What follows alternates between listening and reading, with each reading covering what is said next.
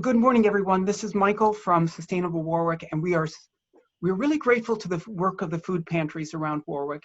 And we've gathered the representatives of each of the food pantries so that we can talk about the contribution we made and ask them a couple questions about how it's going.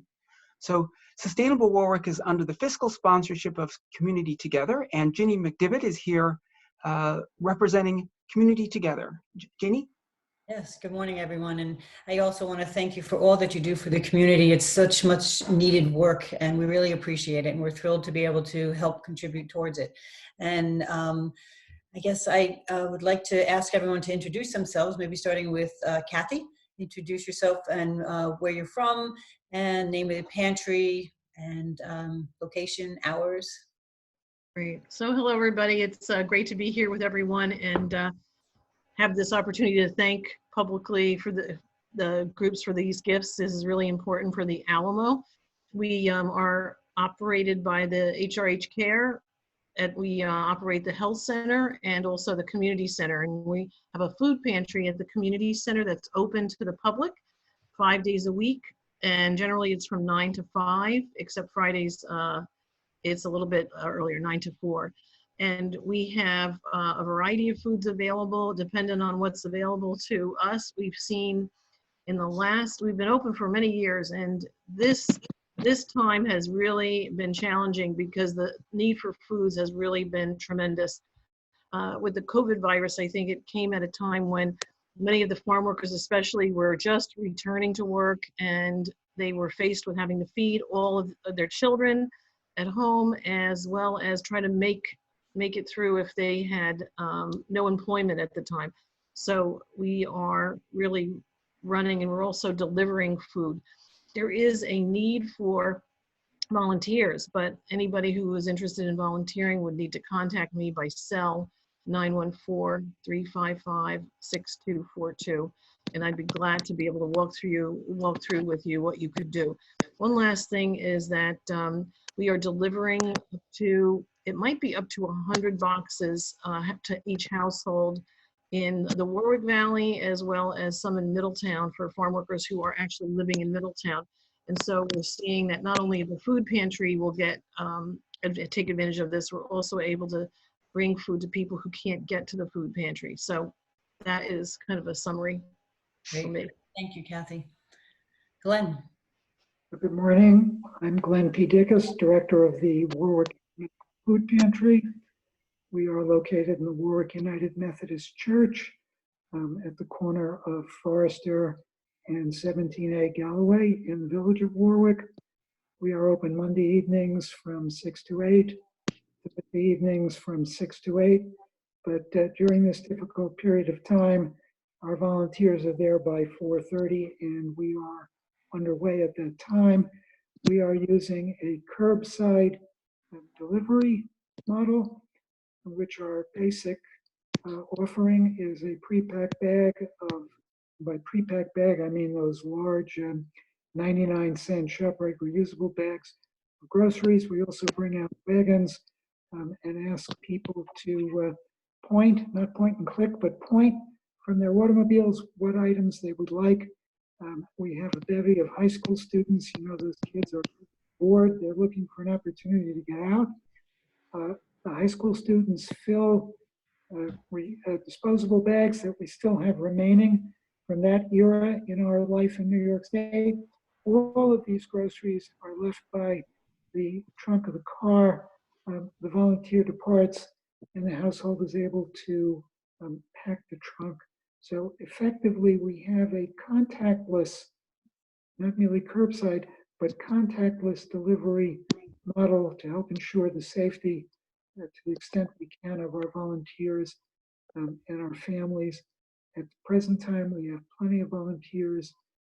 We are always grateful for any donations that we get, whether they are monetary or food, because we never know when we're going to need. We're always going to use everything. There's never too much at a food pantry. I don't think it has ever happened to a food pantry. So thank you for the opportunity to address the group this morning. Yeah. Thank you, Glenn. Pat. Hi, I'm Pat Nolan from the Greenwood Lake Food Pantry, and Darcy Barman is also from the Greenwood Lake Food Pantry. First of all, thank you so much for your contribution. It's terrific. Like I said before, we are getting an incredible amount of support from the community, both within Greenwood Lake and within the larger township of Warwick. So we're very grateful for all of that. We also have, like Glenn was just saying, a kind of a different model. We have our patrons come and we opened up the garage. We are located in Holy Rosary Church in the back parking lot. And they've let us use the garage now, which we keep open to give the people a list of what we have. They will circle what they want, and then we go inside, pack the bags, and bring them out to them. And they wait in their cars, and we bring the bags out. So again, as little contact as possible to keep everyone safe. You know, we are doing well with donations, and we are supplied pretty well. We're open every Saturday from 9 to 12.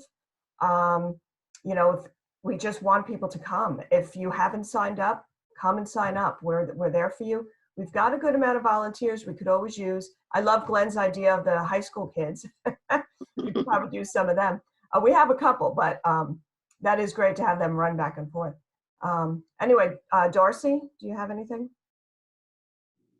No, just that we're feeling very blessed within our community. We've heard from other people that, you know, people are perhaps not as full of outreach. And I really feel blessed to live in this community where everyone does seem to take a neighborly friends approach and are concerned about everyone in the community, not just themselves. So it just makes you feel good. Yeah, good. Thank you, Darcy. And Beth. You know, I have to say, I was just really blown away how quickly the community responded to your call. You know, I saw it in the paper on Wednesday. And then, was it Wednesday or was it Friday. Friday. And you contacted me when? I think Tuesday? Yeah, crazy. You know, it's crazy good that the folks in Warwick are just doing so much. And it feels a little selfish at times doing this volunteer work, because you get to see all that goodness within the community and you want to share it, you know? So, you know, our volunteers have been great. They've really stepped up to the plate. Some people that had to step back, others have stepped in. So we're in great shape. You know, this model of doing a modified curbside with a selection list like you're doing down in Greenwood Lake, it's more time consuming. It's more expensive too, because, you know, like we always, we love the salvage products that are offered up at the food bank, where you can, you know, pay 16 cents a pound to get a box of condiments. But when there's 30 or 40 different condiments in that one box, that doesn't really make for a good selection sheet. So, you know, we're narrowed down, you know, you're getting grape jelly or ketchup or whatever. So that's more expensive to do it that way. But we're open on Thursdays from 9 to noon. You know, folks stay in their car too, but they do get to choose. And then we have, you know, someone that comes out and puts it next to their car. We don't even let our volunteers put their heads in the car, you know. So, so far everybody's been well and staying with the program. So, you know, we're very grateful for your call to help. It's just mind-blowing, really amazing. Wonderful. Thank you, Beth. Yeah. Michael, did you have any other questions? What about Carol? Oh, you forgot me. Oh, goodness. Oh, thank you. And I guess, Carol, I'm sorry. And I went out. I'm sorry. Please. That's all right. Not a problem. My name is Carol Long. I'm an administrator for the St. Peter Lutheran Church Food Pantry. We're located at 70 Little York Road, across the street from Sherman Farms and up the street from the winery. So if you go to the Sherman Farms or the winery, you go right past us. We're open on the last Sunday of each month. We're a very, very small organization. We're open from 12 to 1:30. And also we do the curbside pickup. We have a table outside in our parking lot, and our volunteers put the items on the table and then the people from the cars pick them up and put them in their cars. Just want to thank you so much for this generous donation. We really appreciate it. And again, we do use Cornwall Food Bank a lot. However, the dollar store in Florida is wonderful. If you're missing anything, go to the dollar store in Florida. That's a great And idea. they have a lot of things that you would not think that they would have. Okay. Thank you so much again for this generous donation. Okay, Michael, sorry about that. Okay. That's okay. Let's see, I guess I have one other question. So in the past, I've read some things about monetary donations and other donations. Can you explain what you really prefer and how that works? Are you directly talking to me? No, I'm talking to well, Glenn had talked about it before. Glenn, Okay, what we do is we have categories of things that we offer for our clients. And if those things fit into the category, then such as if they want green beans or corn, then they fit on the shelves. If it's something like sauerkraut or something that we don't have a category for, then we put it on a free table where they come in and just take what they want. Monetary donations are always welcome. We have a checking account over at Orange Trust, and also any donations of canned foods, toiletries are always good, shampoo and conditioner, things like that. Anything like that is more than welcome. I'd like to address that issue because, you know, we've always had tons of physical donations and product, but, you know, because we're doing more categories and stuff, that's more difficult. The other aspect that we were a little concerned about, and we're still getting them, is exposure. So, you know, anything that comes in, we're setting in another room and let it percolate for a week before we touch it. Right. You know, we're finding, like, I know someone whose son stayed home for the 2 months and now has COVID. Never left the house. So, you know, the question is, we don't know a lot. And so those unknowns, we're trying to decrease the amount of exposure to our volunteers so we can, and to our clients, so we can continue to do the work. So, you know, you can't completely do it, but when you have all these donations coming in from unknown sources, physical donations, it's more of a concern, you know, and where you're going to put it, where you're going to keep it until you feel like you can touch it. You know? Plus expiration dates. A lot of people clean out their pantries and say, I'll get rid of this, and they don't even check the expiration date. And by the time it comes to us, we have to chuck it because it's really outdated. We got a 1996. It actually adds to, you know, when you think about the work that we're all doing, and it does, you know, it adds one more thing that you might have to do. But I would say, you know, in answer to this question, with this donation going to HRH Care, the Hot Meals program, it allows us to purchase foods, pay for the cooperative, but also when we have to go and buy the specialty foods that I mentioned, like the tortillas and the maybe hot sauce and other things, I can actually use the, you know, pay for it and get reimbursed out of this fund. So we're able to use that in a way that's flexible. Yeah, I would agree. The flexibility of the money, the monetary donations is, you know, is really good. Especially if it comes to fresh produce and the fresh things. Yeah. Exactly. Yeah, because there could be a sale, you know, some of the farmers are working with us too, and as you know, they have in the past, and now when we start to get some of the produce out, you know, they'll be helping us. But I think if that flexibility exists, it allows us to get things from the dollar store. If I need to get plastic bags, or even, you know, that really helps. So I think that is helpful for us for sure.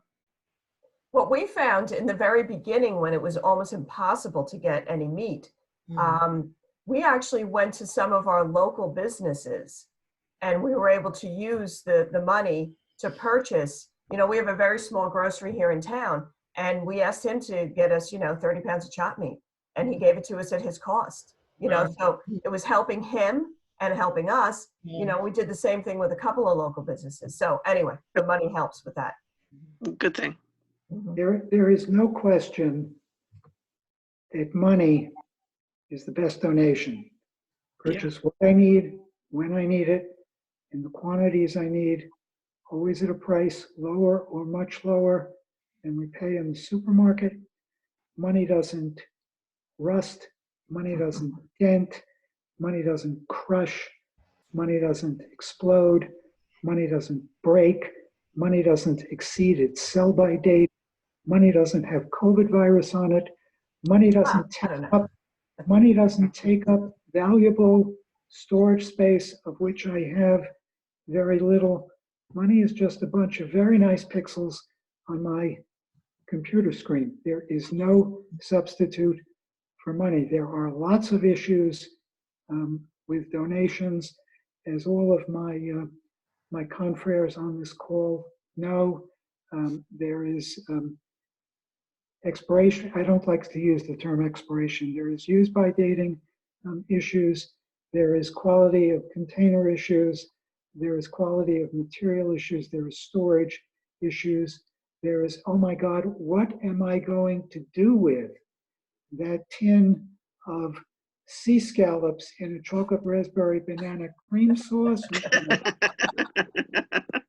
You would be amazed, Michael and Ginny, what comes in through the door. You would really be amazed. Fat-free ketchup with hot and spicy. Including the Carol Long problem of the pantry getting cleaned out, and we get stuff, Granny's pantry or Auntie's pantry cleaned out after she passes away. We get stuff that's 5 and 10 years old, and I point out to people, it costs money for the church to get our garbage carted away. Please don't use the food pantry as a garbage dump. Wow. It's true. Okay. Well, everyone, thank you very much. We're really pleased that we were able to make these contributions, and we want to keep the conversation going. Thank you again.